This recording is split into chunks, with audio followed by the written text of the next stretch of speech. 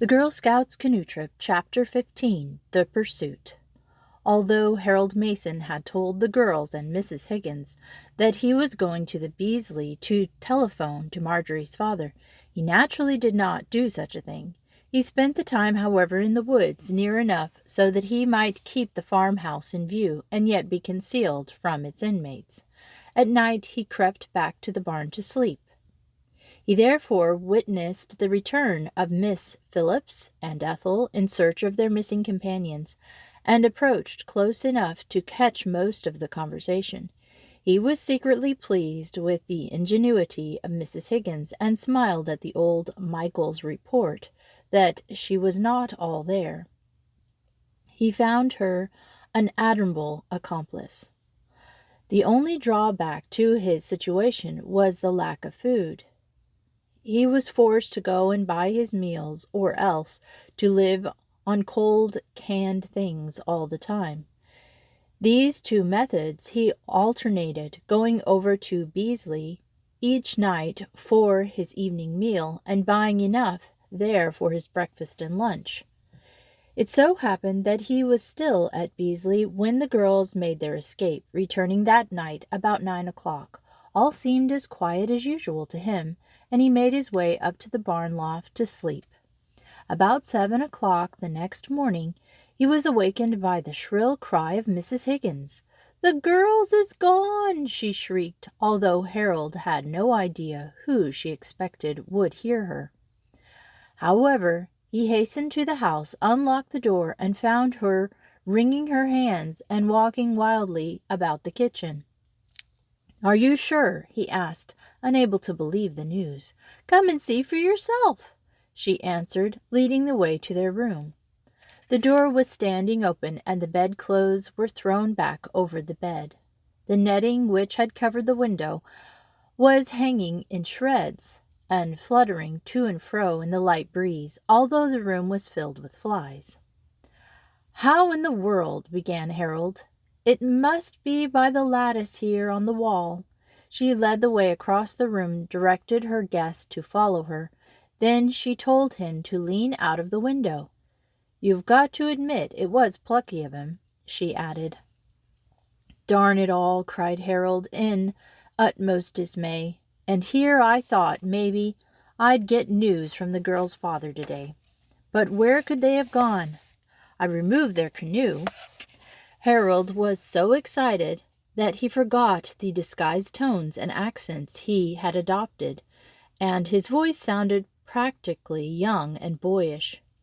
Mrs. Higgins looked at him critically, but she did not detect the deceit. She simply thought the man was beside himself at the idea of losing so much money, when it was just about to be within his grasp. And yet she felt glad in a way that the girls had escaped. "They's no path to speak of in this here side of the creek. They must have swam across."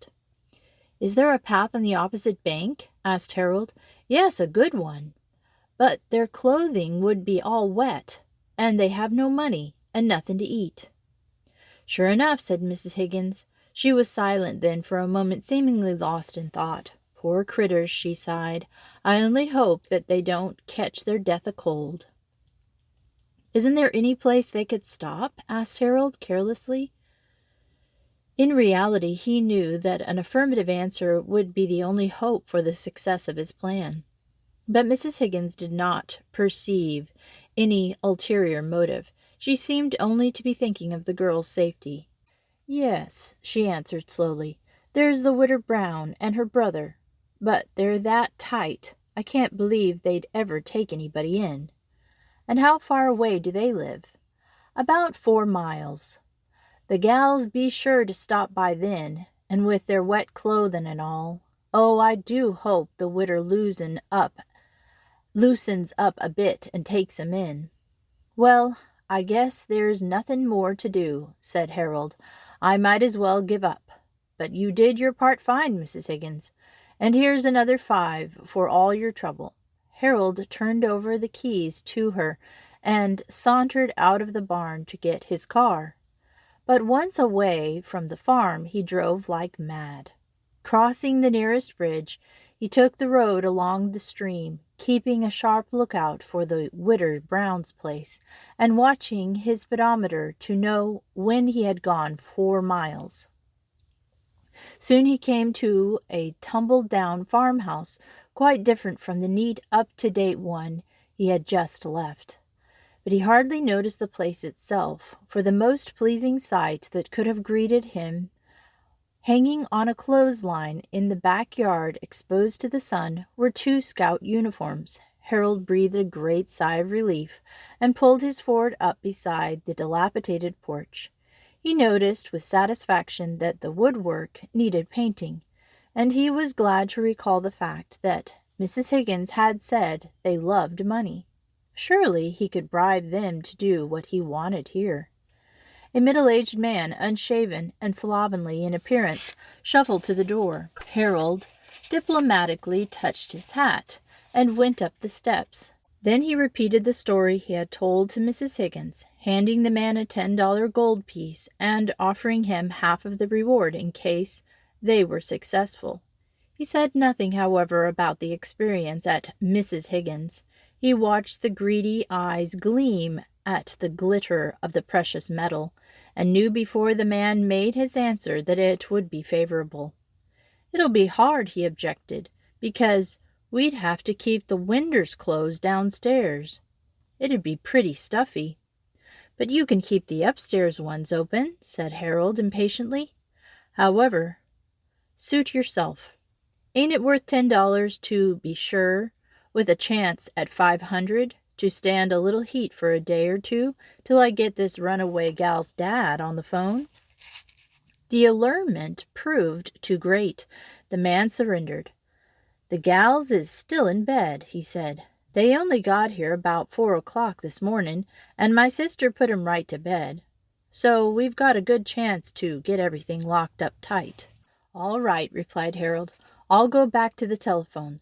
The girl says her pa and ma would be out of town till Tuesday, so I'll just stop at Beasley's and keep at it.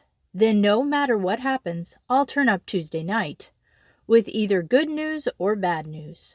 But even if it's bad news, there's another 10-spot here for you if the girls are still with you." "Very good," agreed the man, perfectly pleased with the transaction. "They'll be here, don't you fret." Harold had just a moment to meet the Widder Brown, and when the man was not looking, he pressed a crumpled bill into her hand. Then he jumped into his Ford and was gone. "And now for home and mother," he exclaimed, making for the creek, where he stopped a few minutes to remove and wash off his disguise. "By George, that feels good," he said, as he finished shaving with the aid of a pocket mirror. Then he changed his clothes. "Even old Lady Higgins wouldn't know me now." He chuckled in satisfaction. "And then, I wonder how long the old bird will keep Marjorie and Frida. Ha ha! Ruth, the trick's done. You'll win the silver cup for sure." Chapter 16. The House Party. As soon as the girls had been introduced around and the topics of missing scouts discussed from all angles, Mrs. Andrews suggested that the girls might like to go to their rooms. "But, Mamma, we must go hunt Marjorie," protested Lily. "Yes, of course," replied Mrs. Andrews, "but not until you get some supper. I don't think that we would accomplish much by starting tonight." "No," said Mr. Andrews.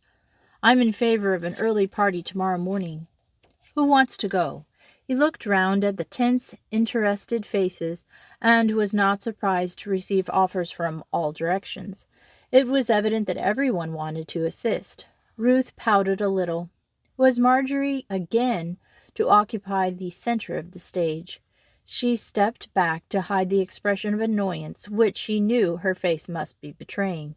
"But I think that it will be better not to send so many. In fact, I think that 2 trustworthy boys will be the best," said the host. "And perhaps Mr. Remington and I will take the other machine and go in a different direction. Remington, which 2 would you suggest?" Before he could reply, John Hardley stepped forward and looked earnestly into his eyes. "Yes, sir. Please," forgetful of the appearance he was making, "please let me go." If he had not been so sincere, the affair so serious, the rest of the young people would have broken into uproarious laughter at his frankness. But as it was, an intense silence fell upon the group.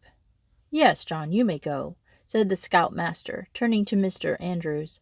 "Hardly drives a car well," he said, "and he is one of the oldest boys here. And now," he looked from one to the other among the excited group, "I think I shall choose Jack Wilkinson for the other lad." "Hooray!" cried Jack. But Ruth Henry seemed displeased. The girls followed Mrs. Andrews through the wide doorway and up the beautiful curved mahogany and white staircase to the second floor. A maid in trim uniform opened the doors of their apartments, dainty pink and white bedrooms, attractively colored rugs met their gaze. The white paint gleamed as if it had just been finished, and the soft pink silk shades of the lamps gave a restful appearance to the room. 3 or 4 rooms seemed to be built in a circle. The doors were communicating, and through them several spotless bathrooms were visible. A pile of suitcases in the center of the floor occupied the first and largest room, which they entered. "You will have to sort out your own suitcases," laughed Mrs. Andrews. "We couldn't tell one from the other.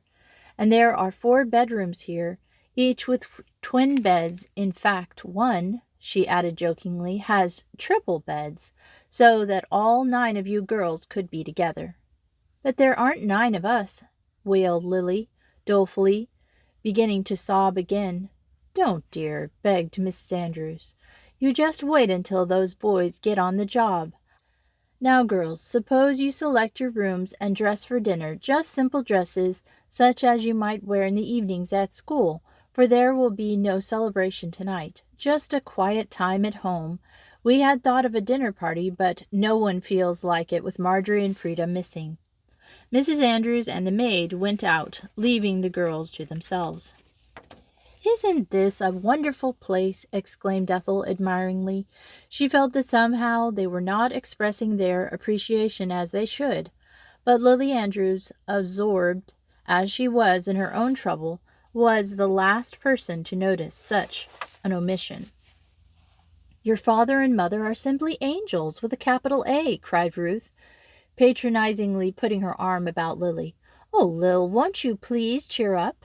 I'm so positive nothing's happened, except some trifling accident, that I'd be willing to bet my last dollar on. I don't know how I know it, but I do. Something just tells me. Marge'll come back in time to win the race, just as she did the canoe by finding the cave. I haven't known Marjorie Wilkinson all her life for nothing." "Oh, Ruth, you do make me feel better, but I wish I could really, truly believe you." Alice Endicott, who had just made a tour of inspections of the 4 bedrooms, interrupted the conversation by remarking, "Girls, guess what? The rooms are all in different colors, green, rose, lavender, and blue. Let's each choose our favorite color regardless of whom we room with. Don't you think that would be fun?" "Great," assented several. The results were indeed interesting. Lily, Frances Wright, and Florence Evans selected the rose room in which they were now seated, and which contained, as Mrs. Andrews termed them, triple beds. Ruth Henry and Ethel Todd had the green room. Doris was alone in the lavender one, and Alice Endicott in the blue one. This left 2 vacancies for Marjorie and Frida. "But let's sleep together tonight, Doris," suggested Alice. "I do so hate to be alone." "So do I," agreed the other. "I don't mind changing to the blue for once." The girls unpacked the dainty wardrobes which their mothers had sent. Only 2 suitcases still stood untouched in the center of the rose room. "Why, that's funny," remarked Ruth suddenly. "I wonder who would send Frida's." "I don't think anyone sent it," returned Ethel quietly. "I think Mrs. Andrews purchased the whole thing herself. Won't it just be a crime if she doesn't get here to enjoy it?" "It certainly will," said Ruth, though she felt that if Ethel knew the real fact, she would add, "Your crime, I mean." The girls made a very pretty effect as they descended the beautiful stairway that evening, and were joined at the foot by the rest of the party. "It is a class party tonight," announced the hostess. "This is as nearly as I could arrange it. Ethel and Frances, that is, your table by the window," and everybody sat down at their appointed seats.